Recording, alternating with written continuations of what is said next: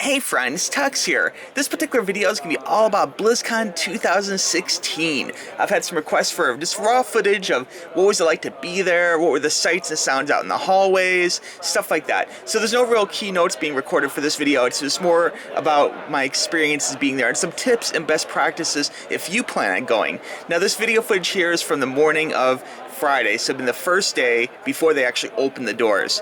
And originally we were planning on going a little bit later. The first keynote was like 11 West Coast time, and I realized about 7 a.m. West Coast time there was messages on my Facebook saying, hey, there's lines already. So we kind of woke up early, got in, and the very first thing you want to note is that when you go in, it's kind of good to go to the left-hand side because this auditorium, the main stage, is actually closer to the left doors. So if there is lines, try and line up on the left-hand side and go in left hand, and once you're in the actual building, get to the left and keep going left, left, left, okay?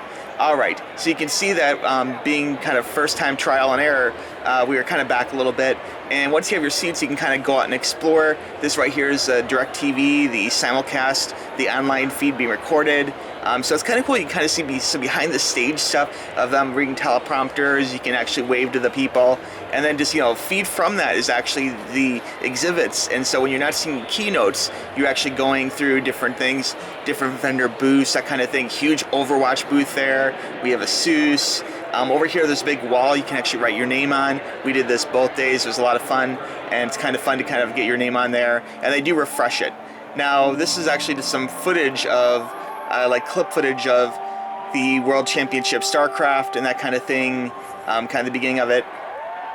I have to admit, when they started playing this video at the very beginning of BlizzCon, I got a little misty-eyed. It seemed really unreal being there in that building after seeing this live on, you know, on virtual ticket on DirecTV for years.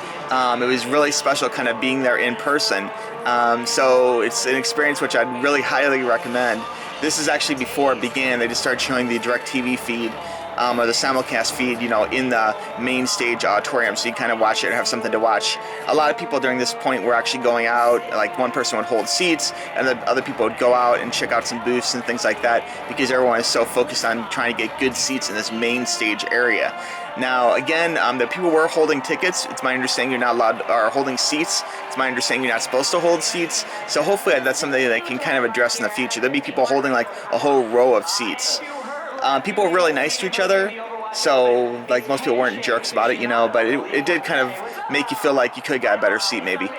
Here's an example of cosplay. There's lots of examples of like huge cosplay suits like this one here, just kind of walking through the crowd, you know, nothing special, just kind of taking photos, waving to the crowd, that kind of thing. I think I got him later somewhere in the video too, and you can see there's like lots of stuff to look at. And there's lots of shopping and stuff like that. This is kind of like during the main speech. We were back a little ways. We kind of took the wrong right-hand side into the auditorium, and we got there a little bit late, so we didn't have the very best seats, but everything was real accessible and lots of video.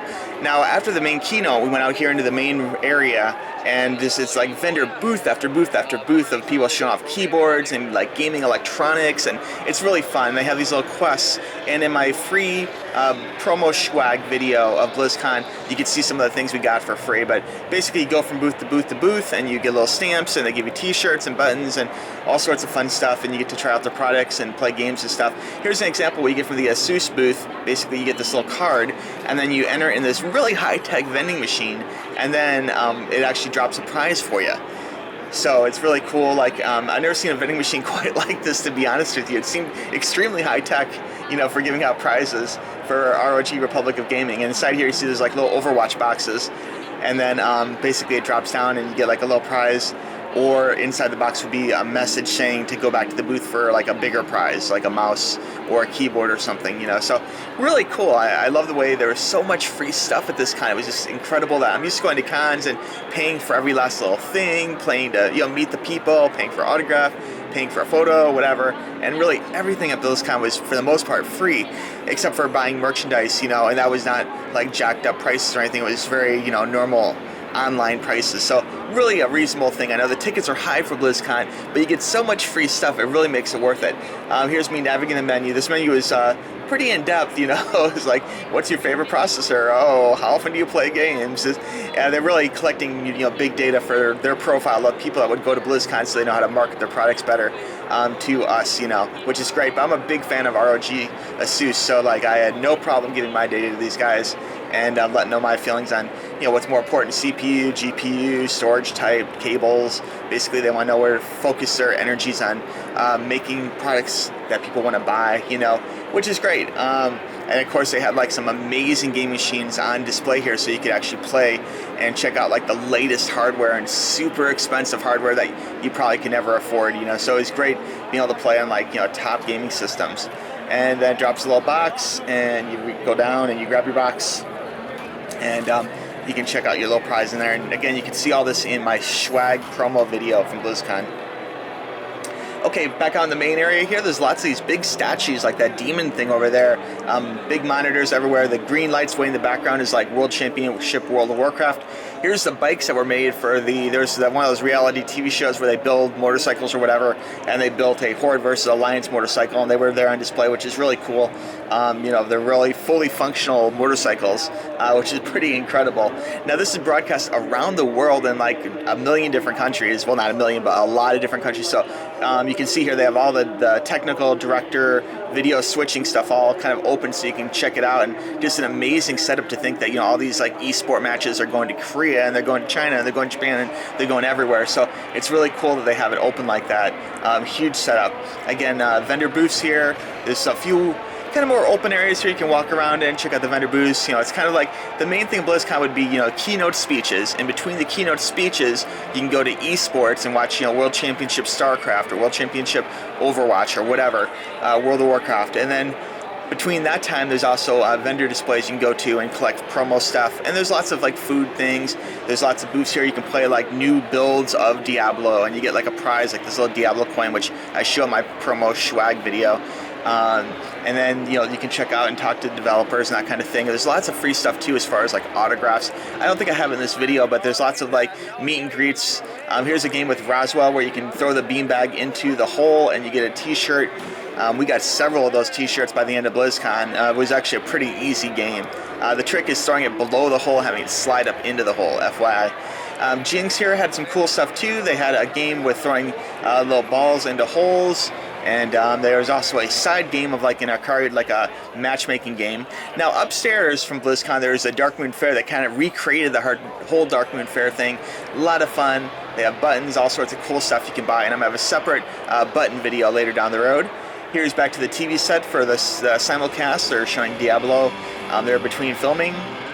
Here's some more stuff on stage. This is from the talent show, and we were kind of back a ways for this too. Again, a big problem holding seats. There's so many big monitors, you can really have a good time watching from all sorts of areas. But unless you really want to camp out seats, like for Weird Al at the end, we actually camped out seats for a few different keynotes in a row or a few speeches. So we had like about second row, front left, and it was pretty good seats. But for some of these other ones, we didn't want to like sit in this room for hours holding seats. So we just kind of took what we got, and that was fine. But lots of activity, lots of ways of watching. And it was really cool just being there, seeing all this stuff firsthand was really, really special. Again, it really felt unreal being actually at BlizzCon. Here's some of the winners of the cosplay contest. These are also at the end of my other BlizzCon videos. I have photos of cosplay, both from the contest and from actually just walking around. There was so much cosplay, it was absolutely insane. And these costumes, look how great they are. These are like amazing costumes. You cannot beat this stuff, man. These are amazing world-class cosplayers.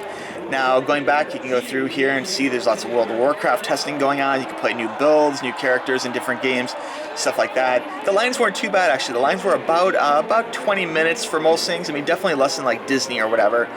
So it was no problem, sometimes less. Now, this here was like a charity art exhibit. They had lots of art from World of Warcraft showing things, through the years. There's things being auctioned off you could actually bid on, which is really cool. And just really beautiful art. It's great seeing like original World of Warcraft and StarCraft and like Blizzard property art, So just a lot of fun taking a look at this. There's the box set cover for Overwatch, really cool. Oh, here's a helmet from World of Warcraft coming up here on the left there, really fancy and cool. I mean, just so much stuff to look at. You could really easily spend the whole day not even watching keynotes or whatever, but just, looking at like booths and art and stuff. So there's really something for everyone. Here is World Championship StarCraft. They had their whole arena set up, which is great for esports.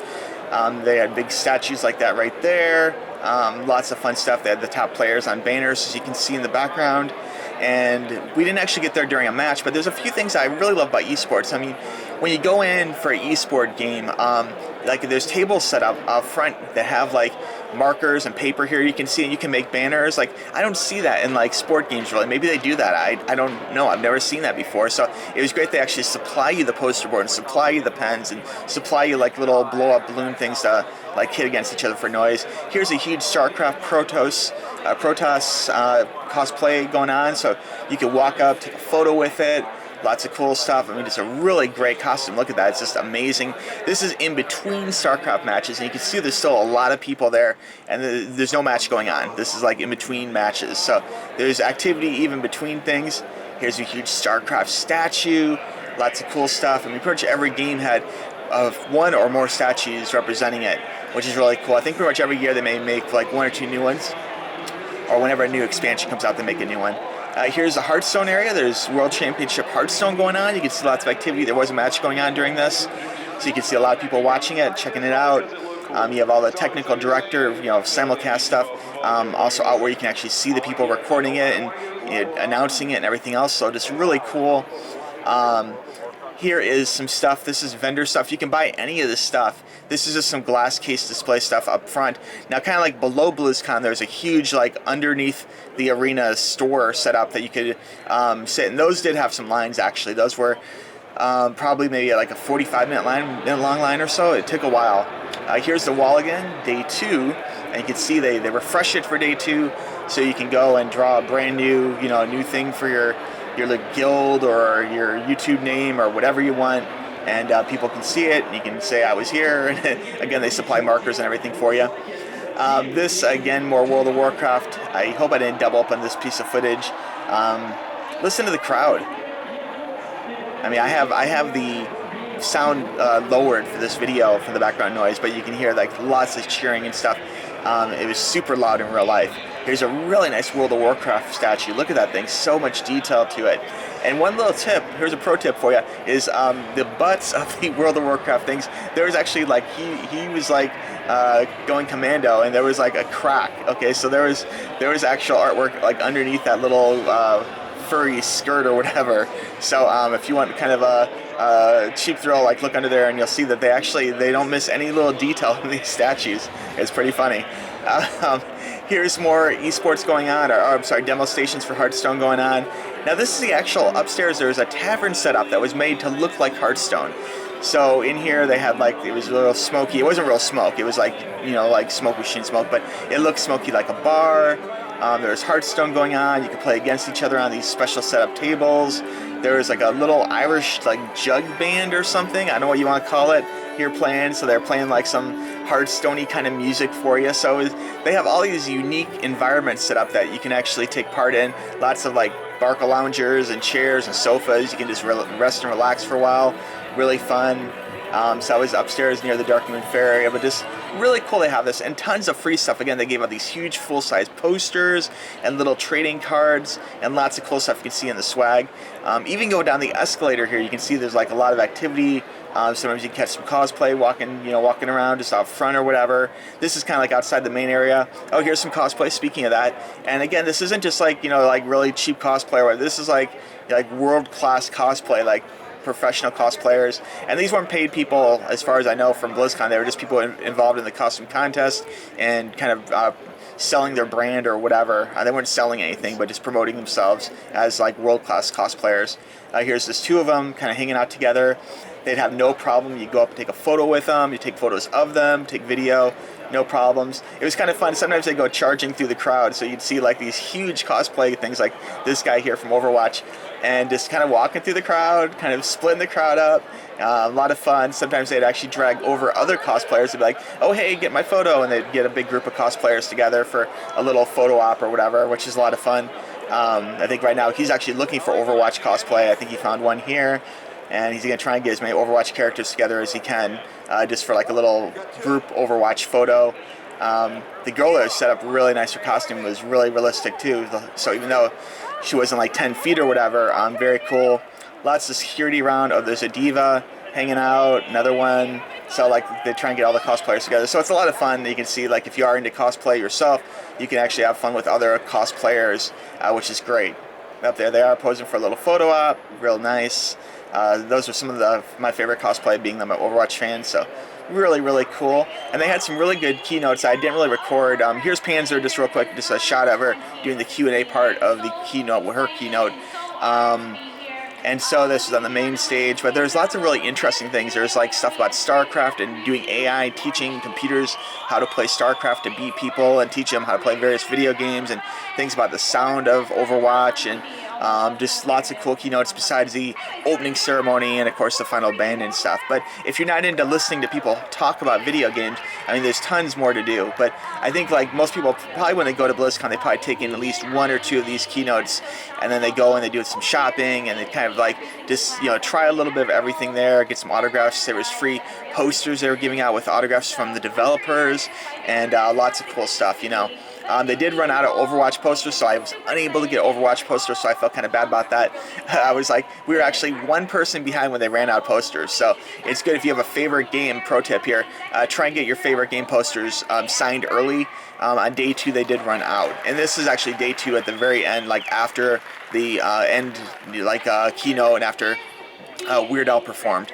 So like you probably could got the Overwatch posters earlier at some point, but a lot of people at the very end, after the concert was done, they were still going around. There's still like another hour. You could go around to the booths.